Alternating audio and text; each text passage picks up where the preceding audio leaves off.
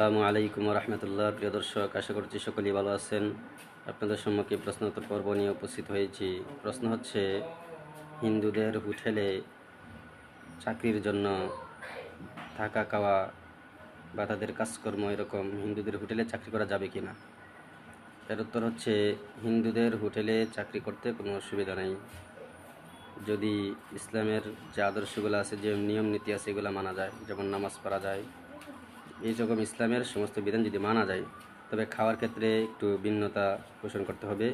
যেমন খাওয়ার ক্ষেত্রে তাদের হোটেল থেকে হোটেলের রান্নাকৃত গোস্ত খাওয়া যাবে না, কারণ তারা জবাই করবে, আল্লাহর নাম নিবে না। এই জন্যই যেরকম হাঁস, মুরগ, গরু এগুলা তারা যদি জবাই করে, তারা রান্না করে, তাহলে এগুলো খাওয়া যাবে। তবে তারা যদি জবাই করে রান্না করার অন্যরা মুসলমান জবাই করলে, তারা রান্না করলেও কোনো এতে অসুবিধা নেই, তবে মুসলমান জবাই করতে হবে।